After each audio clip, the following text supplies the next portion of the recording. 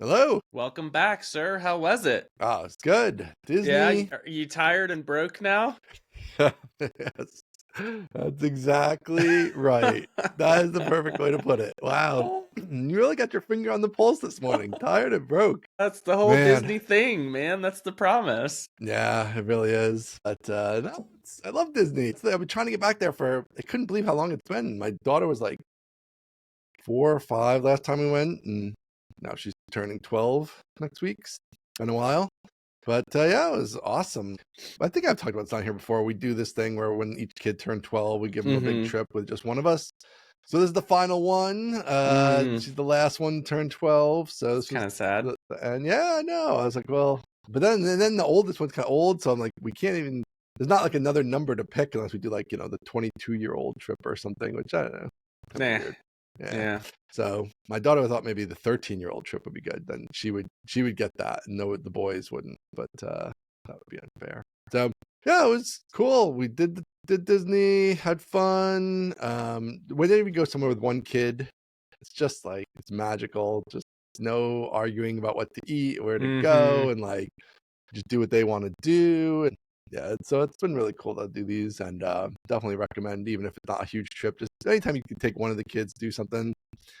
And you're gonna have that's a lot when you have That's 4. gonna be a challenge, yeah. It's challenging, but whenever you can grab one, like I said, ours has been years apart, but whenever you can grab one to do something, it's pretty great. Yeah, we can't even do the everybody does something solo on their birthday thing. We don't have any solo birthdays. Yeah, Not a single true. one. Wow, yeah, man, you might need to come up with something. What about, those people, I'm not one of these people, those people who do the half year birthdays or whatever. Yeah. They do you do a move of the birthdays of one of each twin, be like, get a special day 6 months out. Yeah.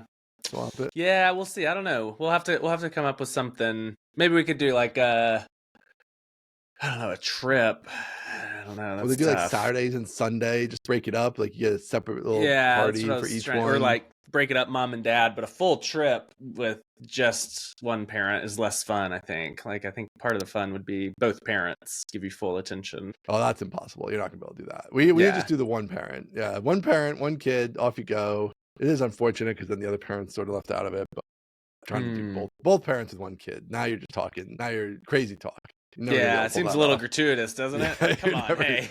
You're never doing that. That's a little much. That's just never gonna happen. Like that. Don't even pretend you're gonna do that. But yeah, I know it's definitely worth doing. Definitely awesome. Especially you with the twins. I mean, even like doing a breakfast or something with just one of them as they get a little bit bigger. I think that could be cool. Get a little alone time instead of always treating them as a unit, which I'm sure I presume is sort of the natural state. When it is every twins. Saturday. I take both big kids to breakfast. Right, exactly. Yep. Yeah, so once in a while, break one out to do something special, but it's hard when you still have the babies and stuff too. So yeah, it is. As they get bigger, it'll be a little bit easier. And I heard everyone was at Disney. You saw everyone there. Disney was well, it was super busy because it's like the spring break in parts of the country. And brutal. So it's definitely the busiest I've ever been. It's ever been when I've been to Disney. And in our trip, we were supposed to do the trip's been planned for a long time.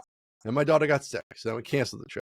But then she got better, so we put the trip back on. But I had already canceled the trip, so now like all my prearranged stuff was all gone. I couldn't get it back. No. So it was super busy. But it ended up not being terrible because she all of a sudden became roller coaster girl and wanted to do roller coasters. So I wouldn't have even pre-picked roller coaster stuff.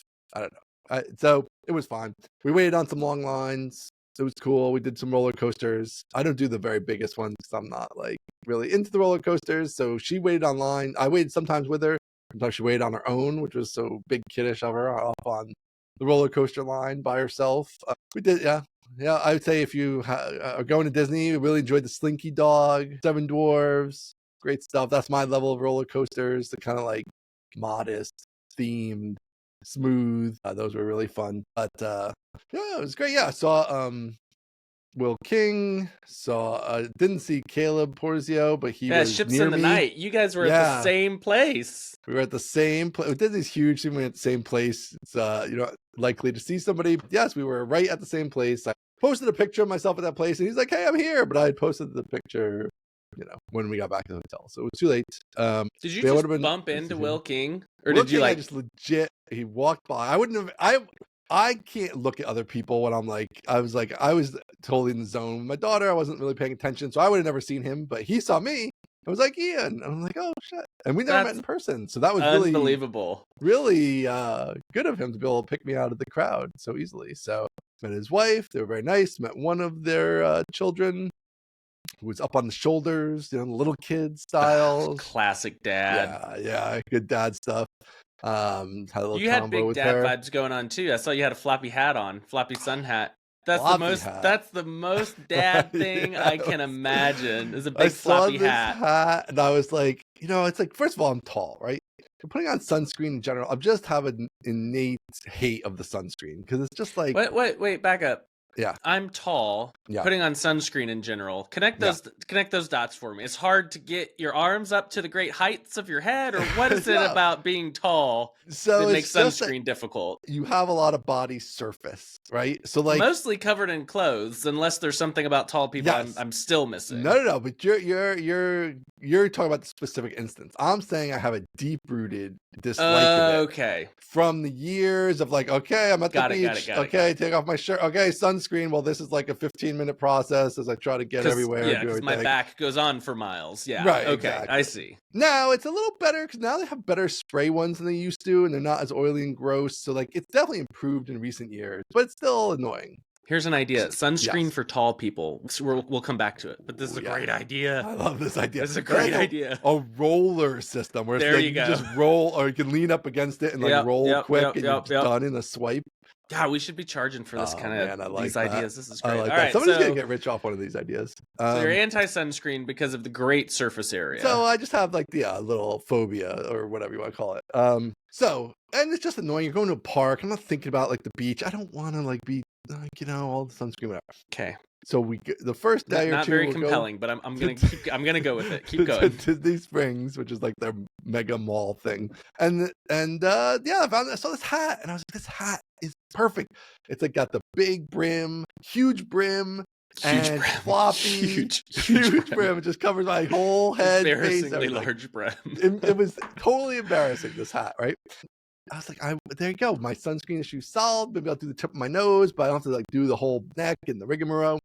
And it was great. My daughter didn't even complain. She was so used to the like weird dad vibes I already have that she wasn't you've already jumped the shark into dad territory. It's fine. She wasn't like overly embarrassed. She was more embarrassed by all kinds of other stuff I was doing. So like the hat wasn't even like on her radar. So yeah, it was great. The hat was perfect. I highly recommend Ron John Surf Shop. $24, big floppy hat.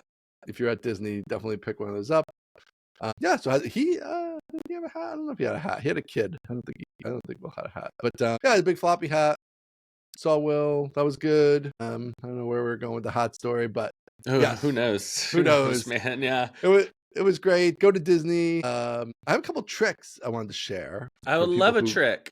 Are considering going to Disney. I'd say I got two tricks they're about kind of the same thing. It evolved over time. So the first trick is you're going to Disney, and I have three tricks. Oh wow, I thought that was a given. Okay, so we're already stalling out at you're going to Disney. Oh yeah, this whole podcast just Disney, let's try it again. Tips and tricks.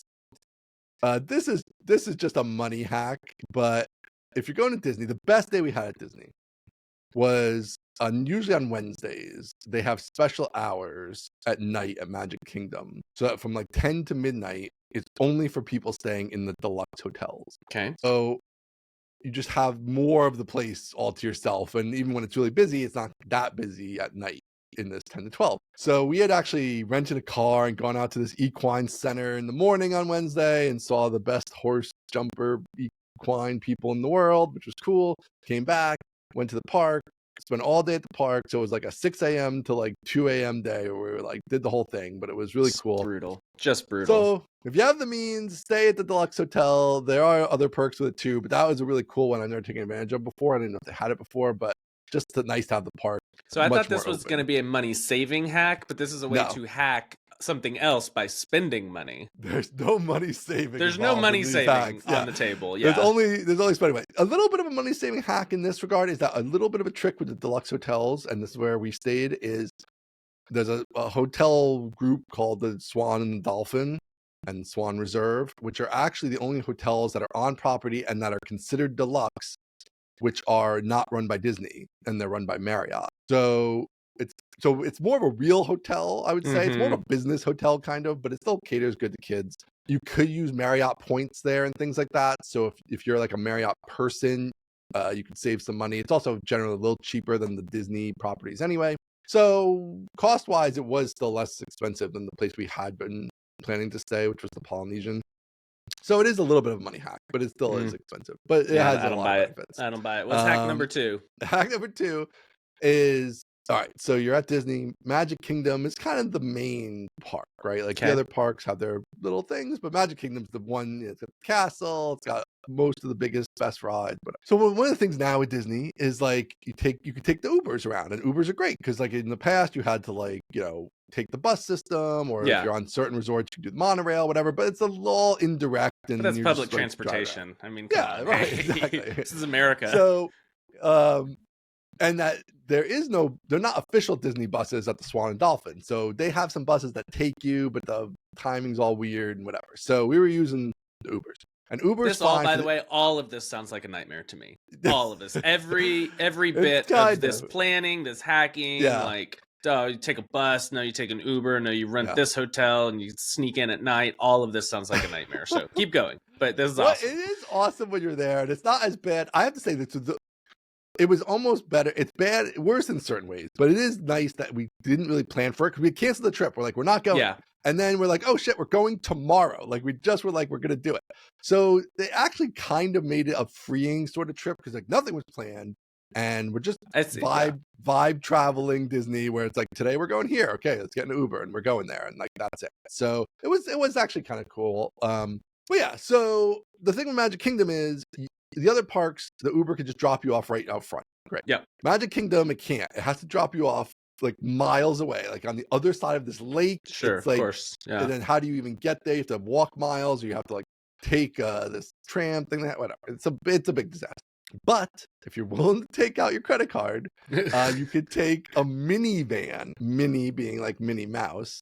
And a minivan is a lift that's operated by Disney. And so it's like 3 times the price of what the Uber would have cost you or a regular lift, but it can drop you off right in front.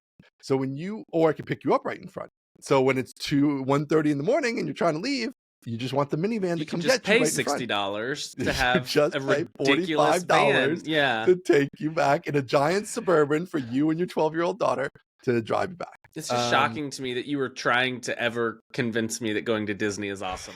Every part of this sounds like a slog. No, it's great. Every part of it. They have the minivans have car seats. It's perfect for you. It's a Suburban that can fit your whole crew. Yeah, for $60, it better be. Well, you gotta.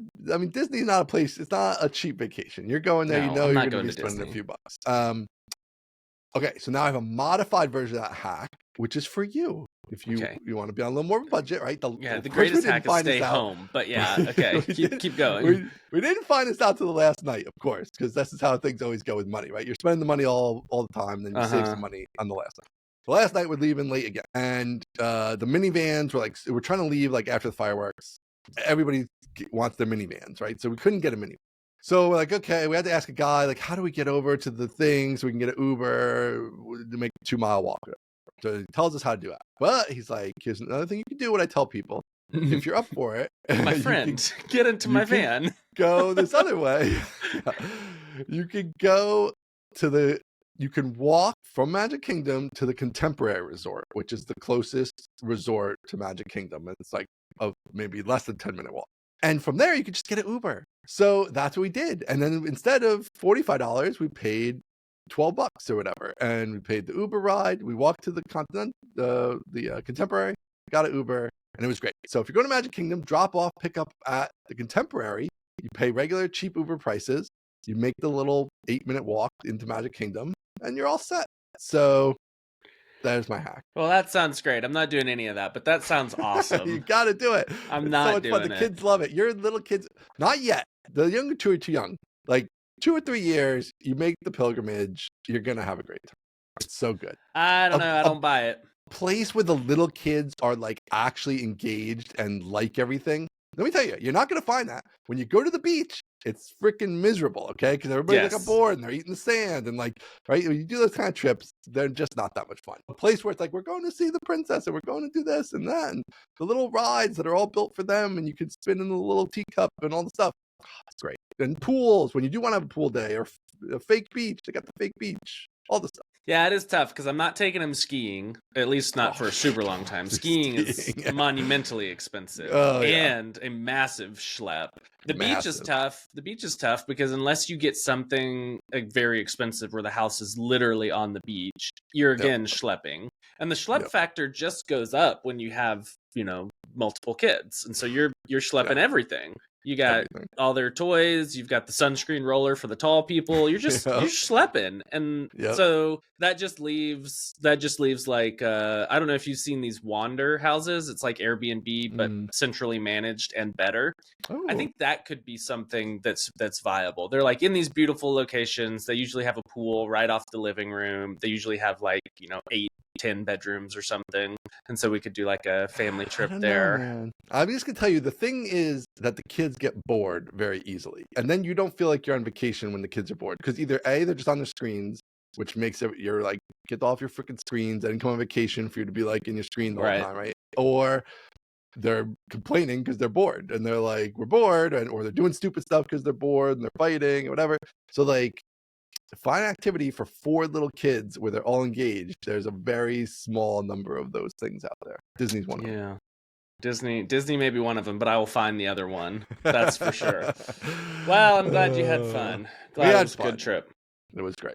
Did you listen to last week's episode yet? No, I'm totally unprepared. I haven't listened. I know. I saw it was 2 hours. So I was like, man, I'm going to have to like make the flight's not even 2 hours. So I was like, when am I going to listen to the podcast? So I haven't When you're standing in line for a single ride, you could have listened to the whole thing. No, I was engaged with my child, so I couldn't be listening. Yes. That was sort of my plan when she was on her own, but then I waited in line with her a lot, so I didn't actually have that. You missed a good one. You missed a good episode. Oh, I'm gonna listen. Don't worry. But it sounded like I heard the reviews were good. It sounded like Jordan dropped a lot of knowledge on the people. He did. He came super prepared. I started off with, let's talk bad about Ian, and Jordan said, we can't talk bad about Ian because he's not here. So, he's a man of integrity. Oh, man. I know. Fall for your trap. I was like, there goes all my content. What else am I going to talk about? That was the whole thing.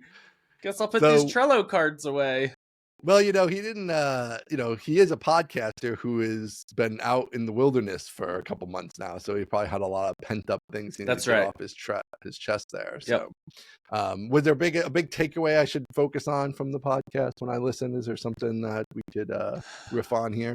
I think we got a lot of Jordan's story and insights into building his new AI assisted call service, and just super fun to hear like finding product market fit from somebody who's just like in the middle of it and maybe on the other side in a good way of it. It reminded me a lot of old school art of product with Ben Ornstein and Derek Reimer when Ben was building Tuple and Derek was building SavvyCal, and every week was just like, oh, I think we got some new customers. Oh, I quoted, instead of 200, I quoted 2,000, and they said sure. And I was like, this is such good content. So it felt like a little bit of the glory days of the Ride Along podcasts. So it was great, super fun. One of the things I did listen to, I think it might have been before your guys' podcast, was Stratechery. I don't know if you follow Ben Thompson, Stratechery, but one of my favorite sort of newsletters, and he does it as an audio thing too. Mostly I just read the newsletters, but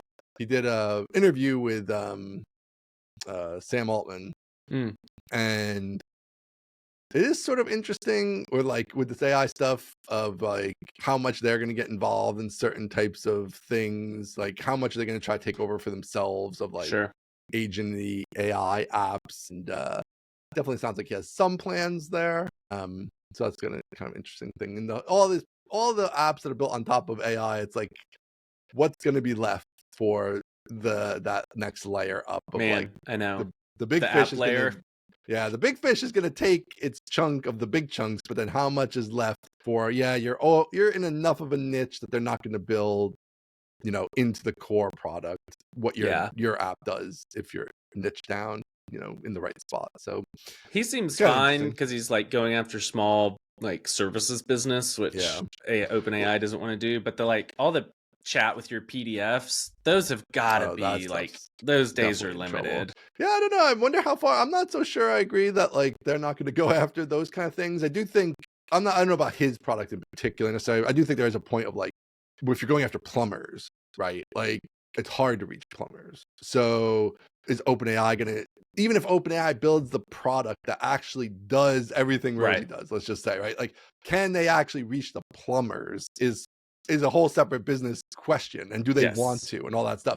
So there is that whole thing of like, you can have, be an inferior product even, or an equal product or whatever, and still be fine because you're going to be willing to maybe do sales things that the big fish doesn't want to do or whatever. So, and obviously in my space, even more than his space, my space is, customer support and agents for customer support is sort of a very obvious kind of thing. So, yeah, that was an interesting listen for those of you who have access to. I think he made that one public and free, so you can check that out. Anyway, all right, so the podcast was good. You guys held up my end of it. Yep. Thank you. We missed you. It was a good show. You'll have to go back and listen. That was kind of a last minute thing, so it was all hectic there. Let's do. Speaking of money, let's pay some bills here. Let's do it with our friends at Laravel Cloud. Thank you for sponsoring the show. The best way to ship and scale Laravel applications and to stream scalable APIs for chat, video, voice, feeds, and moderation. Check them out at getstream.io, and of course Laravel Cloud at cloud.laravel.com. So thank you to those guys for once again sponsoring the show. All right. So where do you want to go? What have you been doing? I've been doing it all, nothing, man. Right? You've probably been hanging out, resting, relaxing, doing not a freaking thing. we got a couple things we can talk about. All right. Had a project go on Hacker News and Reddit. We can talk about that. Saw a little bit about that. Yeah. We can talk about how billing is a nightmare. I saw you had that one. That's a big topic right there. Just freaking nightmare. You put Aaron's newsletter on here, and I don't know if that's a you topic or a me topic. So I don't know. Those are the three on the table. That was a couple weeks ago. So I don't know. What do you want to talk about? I do love your newsletter. We can just touch that one very quickly. I'm really enjoying your newsletter. I think you've I don't know, maybe you can tell us how you think it's doing, but from my end, I think it's like just a little delightful bit of internet fluffery and maybe some stuff to keep an eye on, and obviously what's going on with you. And I think that's great. So yeah, that's all at the top of mind with that. I might have had something bigger. Great. I'll always take a little bit of praise. That's fine with me. It's good stuff. I think it's going great. I haven't checked the numbers, which is just a great luxury, is that I just don't have to check the numbers. It's just so nice. Stuff's happening. So freeing. I love when stuff just happens. But yeah, we're getting lots of good replies, and people forwarding it on, and people unsolicited saying that I love this newsletter. How can I pay for it? I'm like, oh, this is great. You don't have to. It's free. And it's super easy. Like it's very easy for me to do because I do spend so much time online. I just, at the end of, if I've forgotten to give Kelsey a list of tweets at the end of the week, I literally just go to my bookmarks and see what I've bookmarked. And I go to my text messages with Steve and see what I sent him. And I grab a whole list and throw it in Slack, and she turns it into screenshots. And then I go into, we use lex.page, which is like a writing app. I go in there and I dictate my thoughts on it, and then she goes in and cleans up the dictation and turns it into like proper prose, and then we send it, and that's it. And it is awesome. It takes me, 15 minutes total. It's so great. Yeah. Employees are the best. I love the employees are the best. It's so good. Like this vacation was like probably the least I've worked on vacation almost ever. And probably the only other time I worked this little was when I went on my last 12-year-old trip with my son. We went to Vail and we were just like busy the whole time. And yeah, it's so great just like knowing that you have a team and stuff's happening and nothing's falling through the cracks because you're distracted for a week or whatever. So yeah, it was always a thing back in the day of like people not wanting to have employees and doing it solo and stuff like that. Nah, man. It's not really the way to go. I mean, it's obviously it points you have no choice. Get some good employees. I'm sure bad employees are awful. They're but get some good employees. and it just makes your life easier. Yeah, it just makes the whole thing possible. It's very hard to do without some level of help at some point, whether you have like multiple co-founders or you have employees or whatever it is. That's the other hack, is get a good co-founder. Yeah. Yeah, when you can get a good I'm co-founder, 2 for 2 here. I got a good co-founder, and then we got a great employee. So things are going pretty nice on this side. Yeah, great co-founder is definitely the number one hack if you can manage it, and if when it works out. When it doesn't work out, it's a problem. But when it does work out, I've been there too. Yeah, I've been there too. It's not great. Yeah, so I've been all over the co-founder map. Yeah. Had one that just worked out super poorly, and then Colleen and we were great together, but the product just didn't work at all, and so we split up over that. And now, Steve is just fantastic. So there you go. It's just getting better, and better, man. Go in the proper direction, I'd say. Yeah, for real. So you have I want to talk about this later. I just put this on our list too, but I'm reworking my whole computer organization system. So just a pin in this, that I want to hear about your bookmarking situation, because I don't feel like people don't use bookmarks anymore, but you're using bookmarks still. You know what? So. We can do it now, or we can come back to it. But this is the problem with this is the problem with Twitter pontificators, is they say no one ever uses bookmarks. Meanwhile, I'm here using bookmarks literally every single day, and going back and looking at my bookmarks, which people say your bookmarks. That never happens. No one's ever looked at a bookmark. And I'm like, why are you saying this? This is patently false. So sure, we can. Give me your bookmarking take here. This is interesting. Give me your bookmarking take. I bookmark. What's your tools? Are you in the browser? Are you in a tool? What are you doing for your bookmarks? So everything that I'm describing is Twitter bookmarks. So every like, I don't know, passes some bar of interesting, or I want to remember this later, or I'm going to use this for fodder somewhere else, I bookmark. And then I go back and I just scroll my bookmarks and see like, wait, what's interesting here? I do that maybe once a week, is just go back into the bookmarks, scroll through, see if anything's interesting. I use it sometimes as a sort of read later. And so if there's anything in there that was a read later type thing, I will unbookmark it, because it's like, oh yeah, I read it. I don't need, that's not like a permanent bookmark. Right. So I keep all of those. And then in Chrome, I bookmark way fewer things in Chrome, but I have it all in just one folder.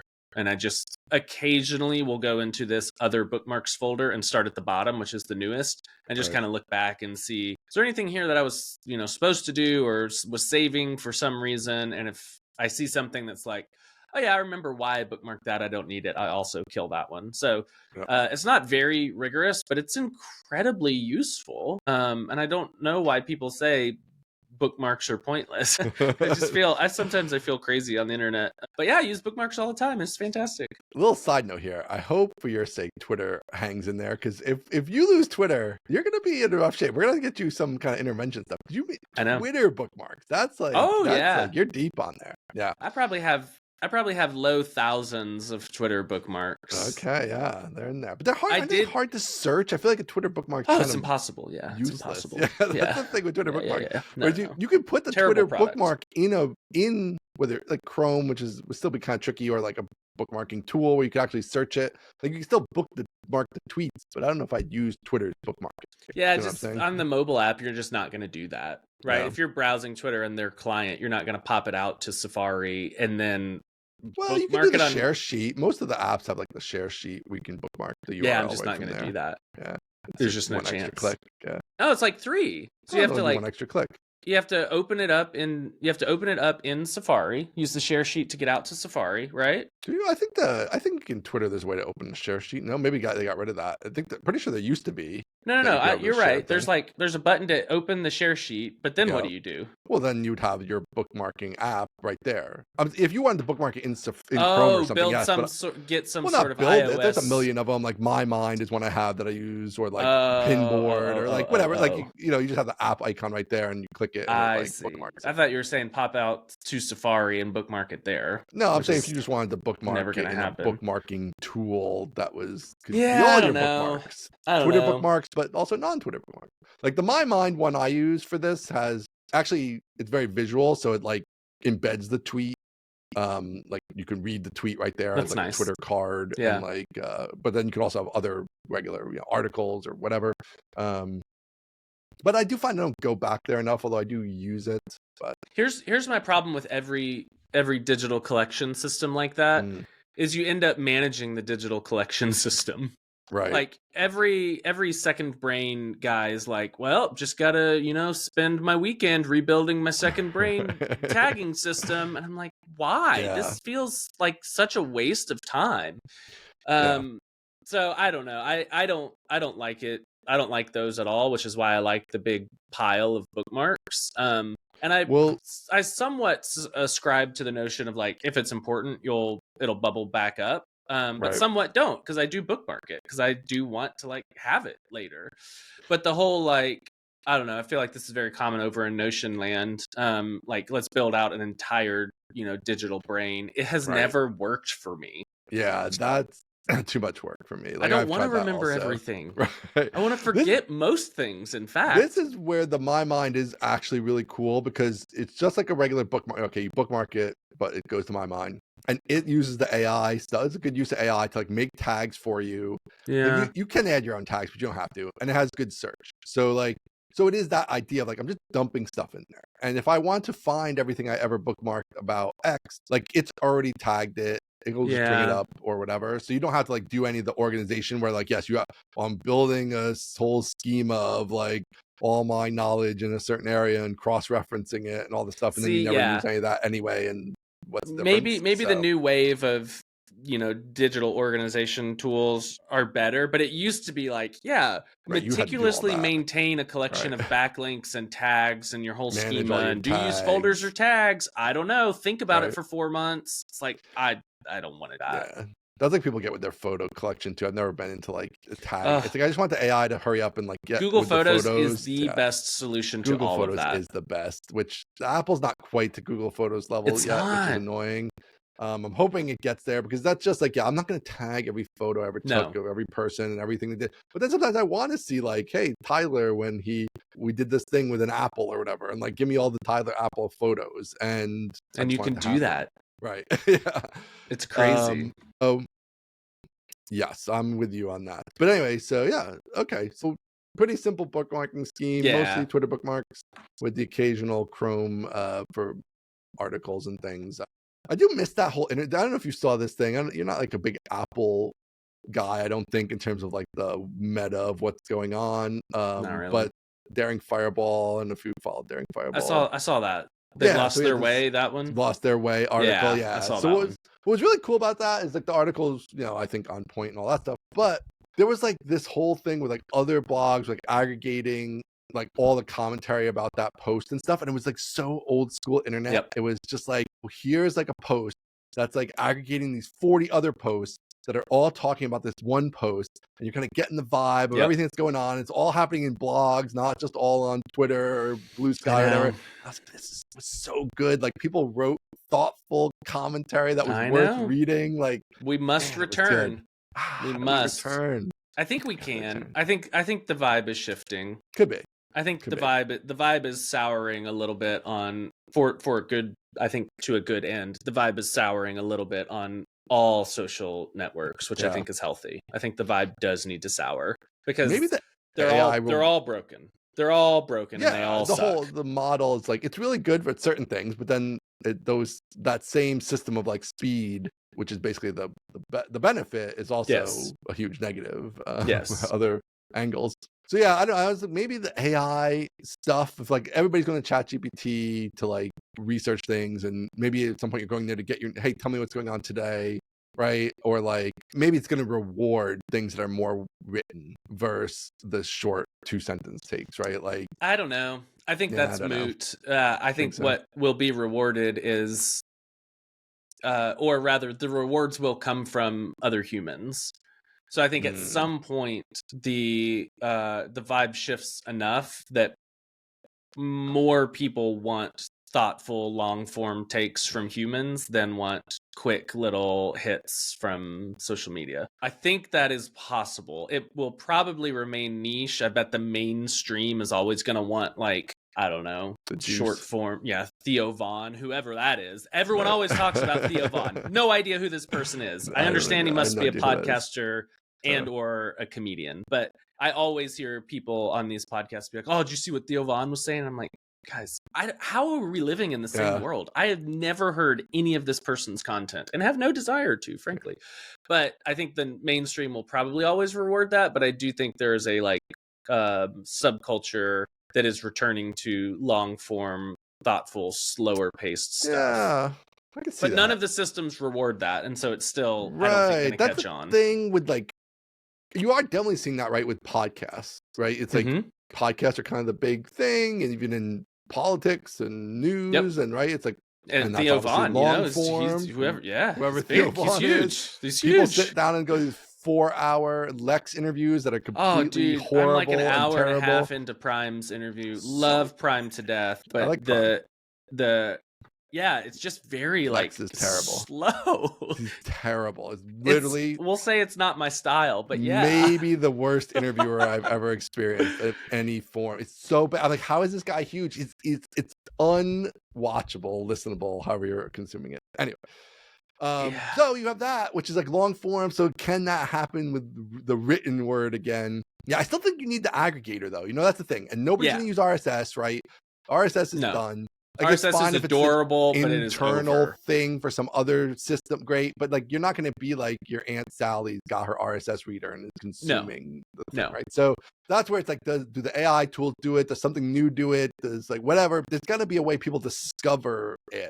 So I don't know how we get there. But here's two threads we can tie together. I think curation is becoming increasingly important, and that is one of the forces behind my newsletter is curating. I think it used to be that I think curators were super important back in the day, like 2006, 7, 8, because some content was really hard to find, right? And so there were these people that like knew all the cool sub places to hang out, the little forums, and they would stumble across all cool stuff, and you'd subscribe to whatever her name was, Maria Popov or somebody, that would do all the curation for you. Right. And now I think curation is important because there's too much content. It's just everywhere. And in the same way, it's hard to find because it's being drowned out by a bunch of noise. So if there's a trend that is monetizable here for the dear listener, I think curation is part of it. The human to human curation stuff is important. Yeah. I mean, I definitely like some link newsletters I still follow and stuff. Besides, I'm doing yours now, but I mean, like they still track like Eaton Shaw. That's a name I haven't heard in a long time. Yeah, he still does his, and like there's a few other ones like that. I still read Daring Ferriss Fireball, has his 5 Bullet Friday. Thing. Okay, I don't know about that, but I don't subscribe to it, but I know it exists. It exists. Yeah. So maybe like this like newsletters, podcast, sort of like it gets pulled up that way somehow. But I do. It was just awesome to see. I was like, oh, this was like people thought about things and carefully considered a reply to them, and it was great. Yeah. R.I.P.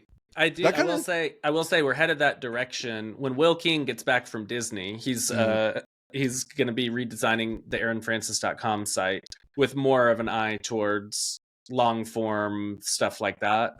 So we're trying to push that direction, and I still think forums are in our future as a Try Hard Studios. I think forums will play a part in many of our properties. So, but now do you just use Discord or do you use actual forum tool? Actual online forum tool. Okay.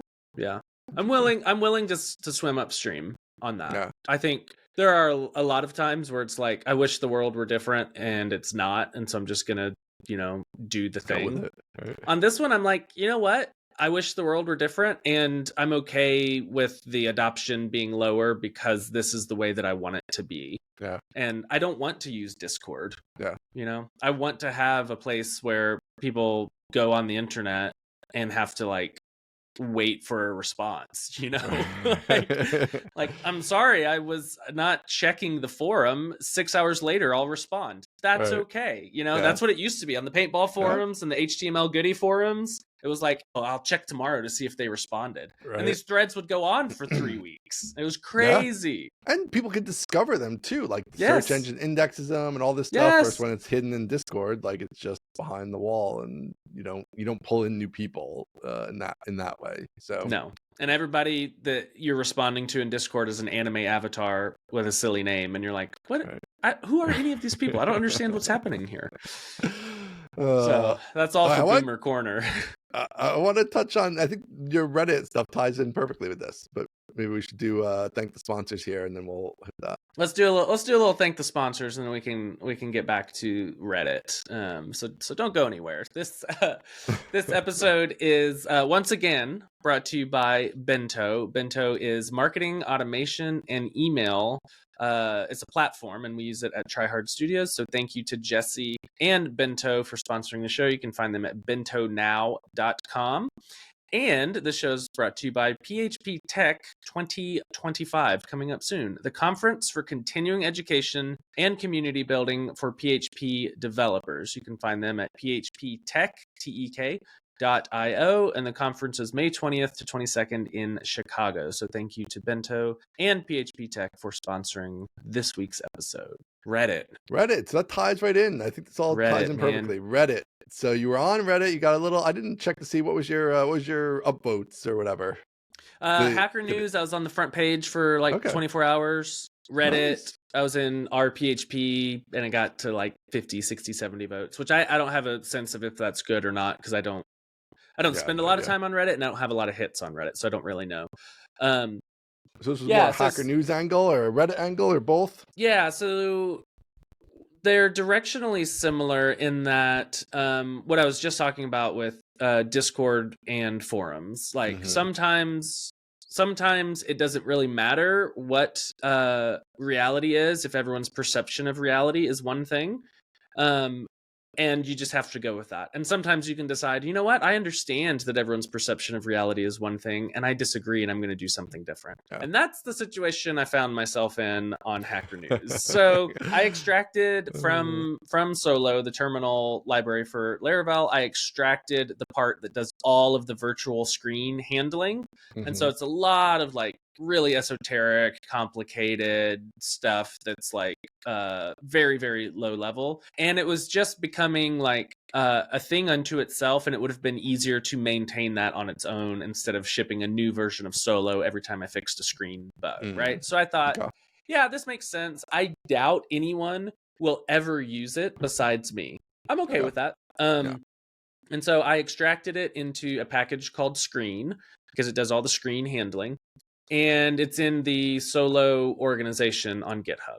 So it's not like I'm, making a new, installable application and I called it Screen. So that's kind of, setting the table. And so I extracted it, published it on GitHub, and then was like, why not? I'm a marketing guy. Why not? Let's go throw this around some places. So I went and put it on Reddit, and I put it on Hacker News. And Hacker News spent the next 24 hours trying to convince me that I named the project incorrectly. That seemed to be the main thought. I haven't had a chance to go through the whole thread, but it seemed like that was... That was the only thing. That was it. That was the only thing that they wanted to talk about is you need to change this name. You are doing a bad thing and you need to change this name. So I managed to get one commenter to recant, because it was very clear to me that they all were misunderstanding what the project was, right? So they all thought, oh, you can install this binary and run it, and he's named it Screen, and there's already a binary named Screen. It doesn't work, right? Yeah. And I had to, as gently as I could, explain to them, you don't understand anything that's happening here. Like, you're wrong. Every premise upon which you are building is false. And so I finally got through to one commenter, and I was like, hey, it has no binary. It's not installable. This is a PHP package that you must consume from inside of a PHP application. There's no external entry point, nothing. It is namespaced under Solo, the organization, and the library is called Screen. Yeah. And he was like, oh, I'm sorry. I didn't read that deeply. I'm still at work, if you know, you know. And I was like, I don't know, so I don't know. But thank you. Like, I appreciate you copping to the fact that you didn't actually click through and read anything. Everyone else was just like, hey, man, you're an idiot. Right. You need to rename this right now. And I just said, thanks for the feedback. I'm not going to do that. Like, I don't have to listen to you. I do love how you were replying to everybody. Like you were in the streets. Yeah. Gotta reply. And here's the thing. Some people came and left criticism that this is not a terminal emulator, but rather a terminal renderer. I saw that. I thought, you know what? That's an interesting point. And so I asked like a clarifying question or two, and people responded. And I responded exactly the same way as I did to the screen comments, which was just like, nice, thanks for that feedback. Right. And I went and implemented that feedback. And so people are like, people are in the comments moaning about like, oh, why are you just, doing these sarcastic replies to people that are giving you feedback? And I'm like, listen, some people gave me feedback that I took, and my response was, nice, thanks for the feedback. Some people gave me feedback that I 100% ignored, and my response was, nice, thanks for the feedback. So you can read whatever you want into it. I'm going to ignore whomst I will ignore. And I went and I changed the README, and everywhere it said emulator, I changed it to renderer, because I thought, you know what? That was a pretty good point. This is way more accurate. And I said in the comment thread, I said, I was wrong. This is a better name. Thanks for letting me know. Right. And so I don't know. People are just on Hacker News. People are just cynical, and on Reddit, maybe on both, they just want you to fight. They just want you to come in and debate. And so on Reddit, they were like, you need to change this immediately because it will be confused with the 38-year-old program called Screen. And I said, thanks for that feedback. I'm going to leave it as is for now.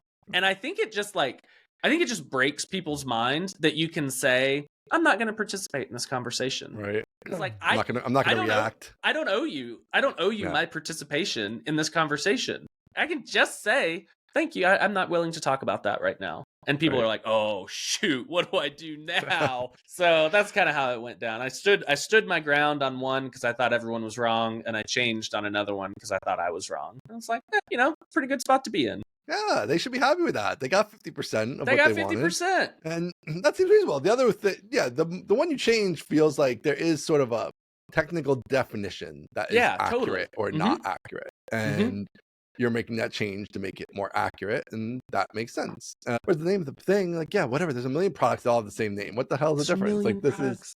Nobody's ever confused these because... I tried to explain, this is like Clerk, the authentication company. Right. Having a library called clerk.js/auth. Like, it's not just called auth. Like, the thing is, it's called clerk.js authentication or auth or whatever. Yeah. And I was like, this is called solo screen. It is in a namespace in an organization, and people just like could not get there. How about clerk being called clerk, which makes no sense? What do clerks have to do with authenticating anything? Yes. Like nothing at all. Like it's literally nothing to do with anything. So like crazy. But there's a lot of other things called clerk. I'm sure there's other product called clerk. Yep. And everybody manages. It's fine. Boy, people were pissed. And I think part of it is like, I don't know, I think part of it is kind of like a mob mentality, and they expect you to just acquiesce. And I just kept responding, thanks, not going to do that. And they just kept digging their heels in. And it was kind of, at some point it's kind of sport, and you're like, you can keep asking me to do it, and I'll keep telling you I appreciate that thought. I'm not going to do that. So the interaction is what I would expect, but I'm curious your thoughts on, like, have you released the courses on Reddit and Hacker News? Like, did you post about the courses when you released them? When we released useful anymore, were they ever? I'm dubious on if they were ever useful. Like, obviously there's a couple, they went big on Hacker News, and then that probably got them their first customers and that launched them. But I've been kind of dubious in general the value of these things, and I feel like it's probably less than ever. So I don't know, I was wondering if you launched an actual product on there and saw any juice. I've launched a few things. I think the most recent one in that vein was when we did MySQL for Developers. We put it on Hacker News, and it did great. Like, it was overwhelmingly positive, drove a huge amount of traffic. That's why you want it, is because of course you'll get 50 neckbeards that are moaning in the comments, and then you'll get 30,000 page views, and you're like, this is kind of worth it. But for MySQL for Developers, it was overwhelmingly positive, 100% positive. Definitely worthwhile there. Definitely worthwhile. Still enough juice. You just gotta kind of like walk backwards into hell, basically. Like, what you're getting into. You gotta get the skin thickened up and ready, because it's gonna be a lot of stupid questions. Yep, exactly. And a lot of people that didn't click through to read, and a lot of people that are just responding to other comments that like mischaracterized it in the first place. And so it's the comments are not usually very great. They usually get like sniped into one thing and then they'll spiral off into an abyss forever. And this time it was like the name of the project. Right. But it does still drive a huge amount of traffic. Reddit, I don't know if it drives traffic at all. I actually have no idea. So it still seems like you being in there in the streets with the commenters is probably pretty important, because I feel like you could need that interaction going, because then the algo pushes it up and then that gets more eyes and then you get the votes and blah, blah, blah. Exactly. Yep. So even if it is a Sisyphean task to go in there and push the boulder uphill, there's value that you don't see, because once a story has 12 comments, it's likely going to get 15 comments, and it's likely going to get 20. And if it has 20 comments, people are going to click in and click through. And so like it all just comes back to, it looks like there's activity on this thread, I'm going to pay attention to it. And then it kind of climbs its way up. Do you follow Hacker News? I mean, I haven't gone to Hacker News to see what's there in 15 years. I don't even know. Long time. I probably end up on Hacker News once a week or once every other week, and it's when I've like seen the same tweets 4 times and I'm like, I gotta look at something else. You've been led there. No, it's like I'm scrolling my timeline and I'm seeing recycled content because I keep scrolling. It's like, all right, where else can I distract myself from the horrors of the modern world? I'll go to Hacker News. Okay, so you are actively going there to see what's up occasionally. Once a week, once every other week. Yeah. And is it valuable? Should I be doing this? No, you shouldn't. Okay. It's fine. Nothing going on there. No, it's fine. All right. Interesting. But I don't know. It is linking to at least written things as opposed to other tweets and randomness. So maybe I should be going there. Maybe I should be. I mean, if you want to discover links or tech adjacent news, it still has a good voting algorithm, I think, in terms of like getting stories up there. So yeah. But there are also plenty of like Hacker News aggregators that could send you top stories from the week or something, so you don't have to wade into the comments. Okay. All right. So that was successful-ish, I guess. I don't know if you got any success. Great success. Yeah. Right. Something that a chore that I had to do, which was extract this thing, turned into a library, turned into a Hacker News post that sat on the top page for 36 hours. Great success. Massive success. Hopefully some people found Solo and got a few new users. Yeah. It all comes together in some way, shape, form. It's all good eyeballs. All right. So tell me about this building a building system. Because I built many building systems. We're on our third or fourth iteration of our what we call the back office building system. It's always a nightmare. Give me your nightmare story. So you're moving off Lemon Squeezy, right? Is the disaster? We're off of Lemon Squeezy. Well, we're not off, but this is what we're doing. You're trying getting to get off. Yeah. Nothing. You're always like, I'll build the building system. Stripe's doing all the work.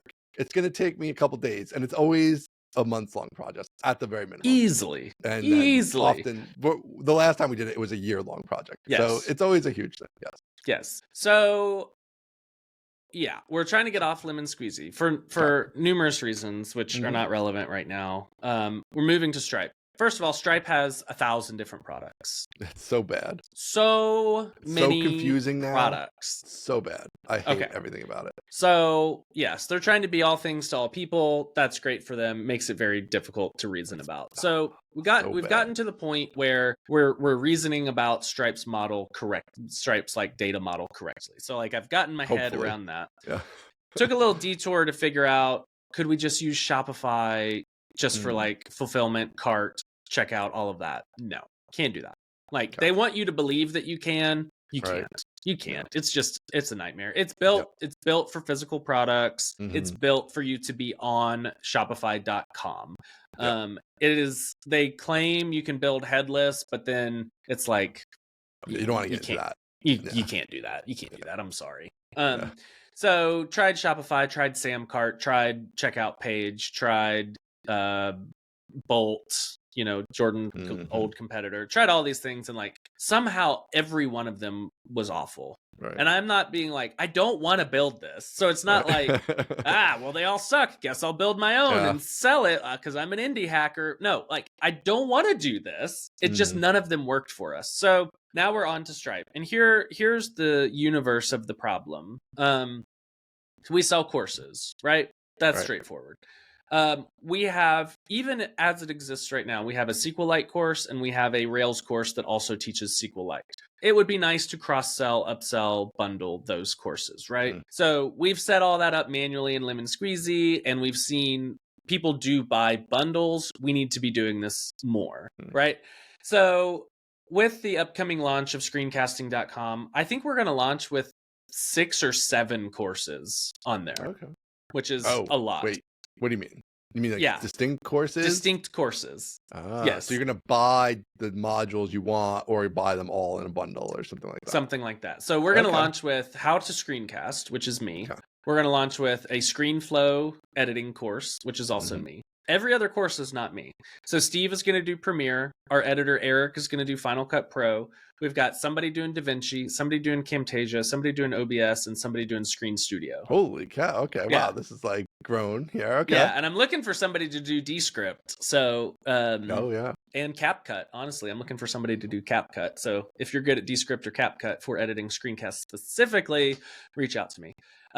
So, right, we've got all these SKUs, we've got all these products, and we're trying to figure out what is the best way to maximize revenue. Obviously, you buy how to screencast, you add on one of the editor courses as a part of a bundle, right? It makes perfect sense. So we're trying to figure all of that out. How do we do? All right, they've got this in their cart. What are the other products we should offer them? At what discount? How do we do coupons? How do we do, hey, you bought this before? Oh, it's just like, and then how do we do, okay, you bought this bundle. Now, how do we grant you access to the underlying digital assets that bundle gives you permission to access? Then we also are going to have digital downloads. So on screencasting.com, you can buy a course and then you can throw in, the Final Cut Pro plugins or the Premiere plugins for screencasting, and you can download those. So now we have different types of assets. We've got courses, we've got digital downloads. This is a huge project. At some point, we're going to have physical products that can be shipped. And so it's like, we have to build out, basically, we're building out like a full-on e-commerce thing. Yeah. What happens when you change your pricing? Exactly. People on old pricing and new pricing and all these types of things. Or you want to run a Black Friday sale. How do you do that without opening PRs across 4 different projects? And a sale that's different. Like a sale is different than a coupon, and correct. Like, all that stuff. How do you do purchasing power parity? Right. Oh yeah. Don't even do that. You don't do that, but yes. It's a disaster. It's a nightmare. It's a nightmare. And so have you thought about like, I don't think this is going to be a good solution, but just to throw it out there, like obviously I think you're totally right. Shopify, all these things not going to work. But like a Teachable, isn't that like a thing? What are these course selling platforms? Like, are they an option? They're not an option, unfortunately. Okay. Some of that is the learning platform and environment itself. We just don't like it. We don't like the way that it looks. We don't like the control it doesn't give you. We don't like the video hosting. And then some of it is we can't do some of this cross-selling, upselling, bundling, that sort of thing. So like, they also probably take a bigger cut. They do take a bigger cut. Everybody sits on top of Stripe and then adds their own fees. I want to be able, when they are checking out, and this is where we're headed, when they're checking out and they've got mastering Postgres in their cart, I need to be able to offer them high performance SQLite at a discount, or offer them, Rails database plus SQLite or Indexes 101 or whatever at a discount. Those products live on fully separate sites, like fully separate domains. Like, talked about that before. And so it's just none of these platforms are going to be set up the way that we need it to be set up. And I think this is a long-term moat for us to be able to have control. Like, this is financial engineering. Like, this is business engineering. We're trying to figure out, how do we increase our average order value given all the stuff that we have and the stuff that we can build that no one else can build, right? Because you go on Teachable or whatever and you're like, you can sell this course and you get like a coupon for another course, but like that's kind of where it stops. So I think this is a good place to invest time, but it's just a lot of freaking time. Yeah, I mean, add-on sales, just in regular retail, I mean, this is like the whole thing. Like the add-on, increasing the order average is there's huge industries around just attempting to do that, and I know. And one of the things that was frustrating about Shopify was like, you go in there and you can buy like an upsell plugin, and that plugin is like $99 a month, you know? Right. And I'm like, what? Why? I just want to say, buy this if you bought that. And so the place that we've gotten to is basically we're going to keep the cart, the notion of the cart on our side. Mm-hmm. And then when they click like checkout, we're going to redirect them, or I guess just direct them through like an interstitial page before they exit the platform to go to stripe.com. We're going to direct them through an interstitial page that like has a cart suggestion service, you know, and it'll look what's in their cart. If we know who they are, look what they've bought before, and then match what's in their cart to this whole big collection in the database of available offers that we can configure through Laravel Nova. So they'll go through the cart service and it'll say like, hey, they have item 123 in their cart. Let me check the suggestion service. Oh, 123 suggests 456. Let me see if they want to buy that. And it'll show it, and they can say yes or no. And then when they click like, you know, enter my details or whatever, it redirects them to a pre-configured Stripe checkout that has those items in the cart at those specific prices. And so they'll do all their order entry on buy.stripe.com, but it's not Stripe checkout or like Stripe custom portal, whatever it is. It's right, like, because you can't have the preset products sufficiently, right? This is just a standard. You're going to send Stripe. Yeah. I'm sending them a cart and the price, but they're just displaying that, not products on the Stripe side. Yeah. So I'm sending them like, hey, here are all of the price IDs that you need to show with their descriptions, and then, you know, finish the checkout over there. So under the hood, what it actually is it's a Stripe checkout link. And I'm configuring for each cart, configuring an individual checkout link via custom API, and then I just direct them to the checkout link. And, you know, it ends up looking like the customer portal, but it's not. Right. Or you know, Stripe hosted checkout, but it's not. It's a payment link. Yeah, we weren't able to use the Stripe stuff either because like we have some weird old license stuff, and it's like they keep making the product thing more complicated, but it still doesn't actually do so much stuff that you would actually need to do to implement. I know. Like if you wanted to fully implement it on the Stripe side. So I'm like, I don't know if they're getting. I'm sure people are using some of this somewhere, but it's like doesn't actually handle weird edge cases. But now it's way more complicated for the straightforward use case too. So I looked at using like Stripe's elements and just using Stripe purely as a credit card processor. Right. And that was too low level. Like it was like one step too far down. And so I'm hoping this configuring of a checkout link or a payment link via API and then sending them on, I'm hoping that strikes the right balance. But that does put us in the situation where we have to have products and prices in Stripe's database. So now we're syncing our local database with their database to make sure we've got all the price IDs. How do you get the different prices when you have like a discounted price? Is there a way you can tell it to just discount it for this cart, or you have to create another product that's another discounted version of it? Okay. So we've got Rails plus SQLite standard price, Rails plus SQLite bundled price, Rails plus SQLite Black Friday price. It's awful. Crazy. It sucks. It's horrible. I don't know. That's gonna be a nightmare, man. Yeah, it is. Yeah, but I know they're all bad trade-offs either way. I've got it to a point, so many trade-offs, where we can do all the configuration in our dashboard in Nova. So we actually don't need to go to Stripe at all. We can just go into Nova and say, hey, this product, let's add a new price, this much, it's active. And then only one price shows on the homepage, like one Stripe price. But then what you can do is you can say, if this person has, you know, this item in their cart, offer them this price, which could be a discounted price versus the standard one for that product. Yeah. Your reporting is going to be super fun. There's going to be some crazy way to get the reports that make sense. And then we got to share revenue. We got to share revenue. So it's like, okay, well, you know, how much do we owe the guy's name is Steven Markheim? How much do we owe him? Well, let's go back and build an accounting system now. It's like everything turns into an in-house accounting system. That is the heat death of the software universe, is you bring accounting in-house. You kind of end up having to. That's like, yeah, we have this whole huge crazy thing, and it's like this whole accounting system. And it's nuts. It's like we're a tiny company with a few employees and like low single digit millions of revenue, and like we still have to have our own accounting system to like sell the software. It's crazy.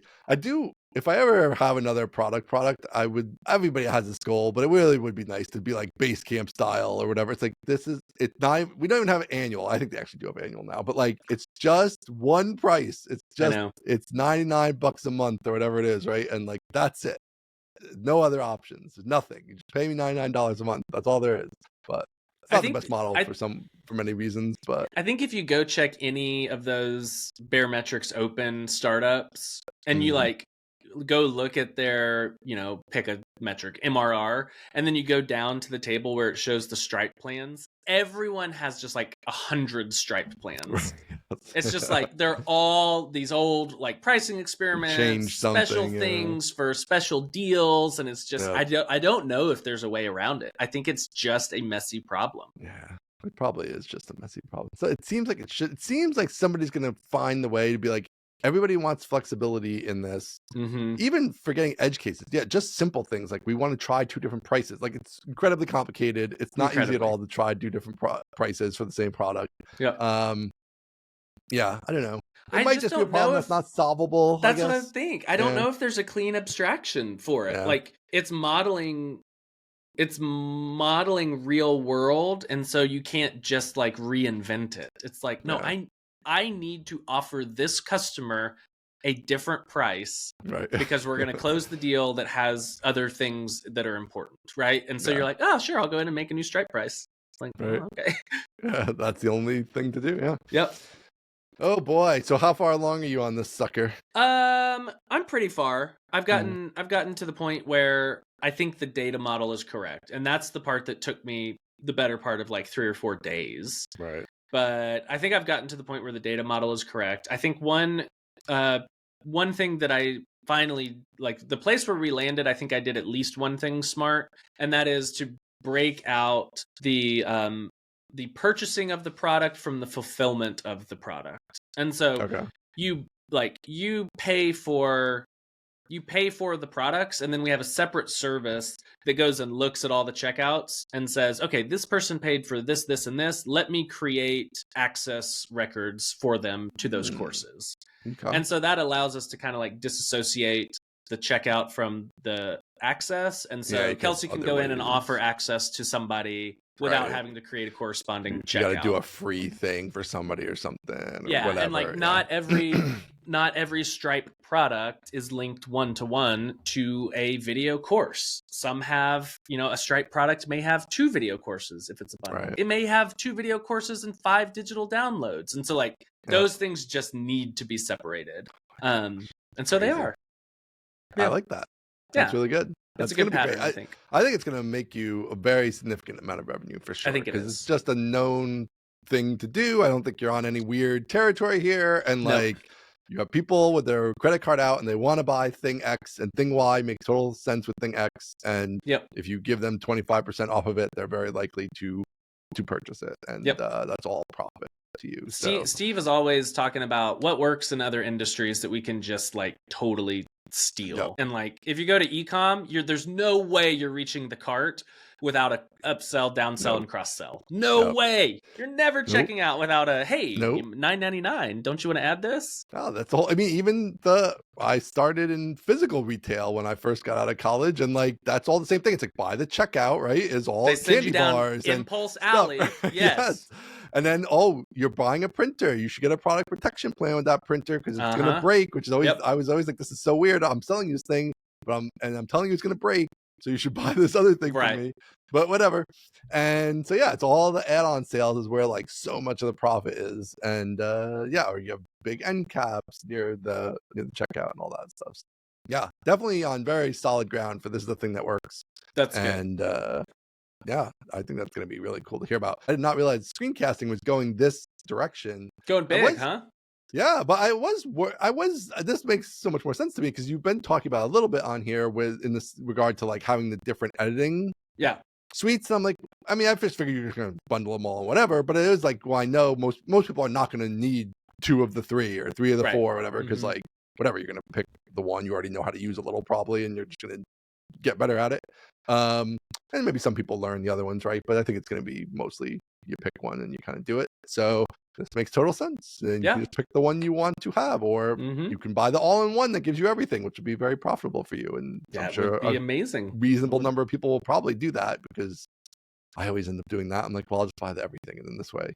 I hope it makes team plans compelling, because we can say like, hey, get your dev ed or devrel folks the team plan, and they'll watch how to screencast, which is like the philosophical, and then they can just watch whatever editor they prefer. Because even on a team of 3 people, you might have 3 different editors, like people using different software. Yeah, so now are you doing all these price points for a team version too? Oh, yeah. It's all duplicated? Oh, yep. Oh, yeah. Wild. Yep. Wait, how are you going to do it with variable number? Are you going to do per seat, or are you just doing team plan as a bigger price and that's it? Yeah, just tiers, basically. So we're not going to do like team of 3, 4, 5, where it's just like a team of 5, team of 10, team of 20. So that's the plan, how to do that. But yeah, I'm hoping this has turned into a bigger swing, which I'm very happy with, because I think of the TryHard Studios empire, I think screencasting is one of the main tent poles or legs of the stool, whatever metaphor feels you like want. It should be. Yeah, definitely the broadest. Yes, I agree, and I think way more defensible from AI than database education. So probably feels good there.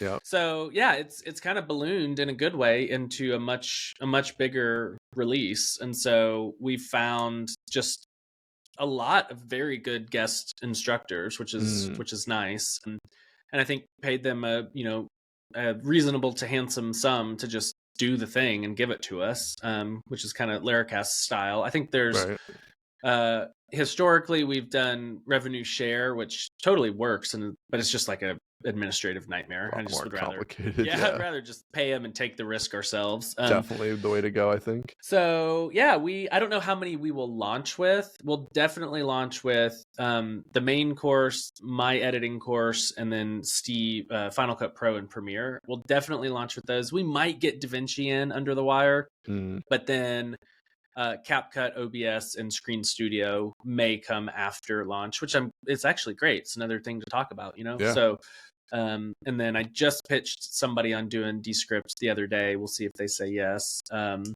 then CapCut is the one we gotta Camtasia is what I meant earlier. CapCut's the one we still gotta find. So I wonder if like this broadens a bit into like, because it feels definitely the editing stuff would all be applicable, I assume, but like into like making TikTok videos and Instagram reels, like right, like it's a similar ballpark of like, and then even broader audience, like, well, people who want to, how do you get good at making TikTok videos, right? That work and stuff like that, and it's it's not the same as screencasting, but it's similar. I know. I'm open to that. I would have to lean on someone else to do that, which is like I can't set a tone or direction or vision for that, because I haven't done that. But I know a lot of people have. So I think one, like a half step out from what we're doing is motion graphics, animation, like that kind of stuff that, dev ed, devrel, technical screencasters, that they could still use that stuff. And it's way less of a step than going all the way to TikTok. So that's one thought. And I think Steve has used Adobe After Effects for 15 years or whatever, and so he has the chops to teach it. So we could do stuff like that. We will continue to add on more digital assets like plugins and stuff for all the different editors, which I think will be a good source of like add-on revenue. Like you're talking about building your own plugins or recommending other plugins? No, like Steve builds a plugin that's like the screencasting.com facecam plugin. Click this button and all of the settings are set correctly. Set up right. So these better editors, ScreenFlow doesn't allow such a thing. These better editors have all these ways to like extend them. I can even see, and some of these I know that there are just third-party plugins that are also super popular, where a course might even make sense for the plugin. Right? Like it's like, this is a course about the plugin to Final Cut Pro that everybody uses for thing X or whatever. Interesting. Yeah, and then we could also do stuff, and this is all exciting because Steve is like a longtime expert in it, and he wants to do it, and so that feels awesome because he wants to do like a free lighting course on how to set up your like desk for that's lighting. a good free one. Yeah. So Lead stuff gen, like that is going to be help expand that empire. There's just so much content we can do there, and the secret power. This is again back to like, what do people do in other industries? I keep having to tell Steve like, hey, I know that you think everyone knows this stuff, but literally no one has any in this corner. No one has any idea how to do any of this. And he's like, I don't know, man, I was doing this 15 years ago. And I'm like, yeah, but we weren't. Like, we don't know anything. So I think it'll be good. Yep, for sure. I mean, look at your database courses are covering select statements and like indexes. Like, this is stuff that ostensibly most developers know. And if I was to guess, right, if you were to not think about it more deeply, you'd be like, oh yeah, everybody knows that, right? But actually, and even I fall prey to that. All the courses we've done are intermediate, and I've got to like go down the chain. I got to go down to intro, and I'm like, but everyone knows this. And then I log on to Twitter for 2 seconds, and I realize nobody knows the first thing about databases, which is not bad. That's great. That's opportunity. Fantastic. Yes. Yeah, we love that. So it's always challenging, like, to realize, wait, I am fundamentally viewing the market through a distorted lens, and I need to like step back and figure out how to not do that, which we'll get there. Yeah, and you can have a distorted view of your customers like that. I mean, we've been finding that, and like this is one of the things I'm actually changing about the HelpSpot marketing is like there's just an assumption about like people understanding what help desk software even is, or like why you'd want it, right? So it's like going down farther into like people who just use the email, which has always been kind of our bread and butter anyway. Like you're coming from Outlook and you just have shared Outlook with 10 people and it's a disaster. So just like really talking to those people and forgetting about like, what a help desk. If you already know what a help desk is, you might find us, you might not, whatever. Like you already know what a help desk is. So you're looking at all the help desk apps and you'll figure it out, right? But the people who are just stuck in Outlook, shared Outlook or whatever, we have to talk to them a little differently and assume they don't necessarily know why they even want a better solution or those type of things, right? So, but it's hard, when you're the one with the knowledge, you're like, oh yeah, this is obviously everyone knows this. Obvious, but why would I say what a help desk is? I've been doing this for 20 years. You're like, exactly. Oh, there we go. What's the benefit? That's why. So that's pretty interesting. It's kind of even after a long time, you're always trying to retweak and figure out like where your market's at and who your market is, or did they change, or all that kind of stuff. But all right, man. I'm gonna save my rework for next week. Then I'll see if it actually sticks, because I'm 2 days into a rework of my whole let's see what settles digital empire. But we'll see if it sticks. So far I'm like, let's just do a 5-second answer callback. Are you still using Monarch Money or whatever it was called? Oh, wow, it's stuck. Okay, Monarch stuck, so we're liking it. Really good. I wish it did like a couple things. I have also this other tool. It's like kind of was like a Hacker News hotness thing, Kubeta or something. I forget what it even is. But it's like the My First Millions guys were pushing it, I think, or whatever. And it's like a financial manager thing. It's like a little higher level. It has some cool stuff, like you can upload documents and things into it. So it's like, like angel investments I've done in a few things. Like I have the documents for it and I can upload them in there. So like if I drop dead, Jamie can actually have the documents. That's nice. Or insurance documents or whatever. Yeah. So that's pretty cool, but it doesn't really do the budgeting and stuff. So it's really more of like a higher portfolio level management kind of stuff, kind of manager.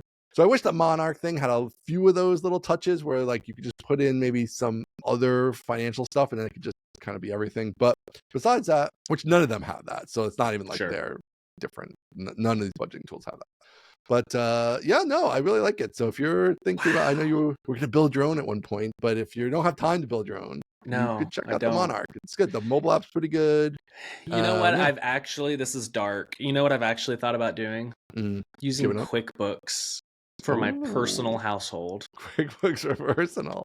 I mean, it does a lot of the stuff, right? Like presumably because I still have an LLC, single member disregarded LLC, where I have some like the write-offs.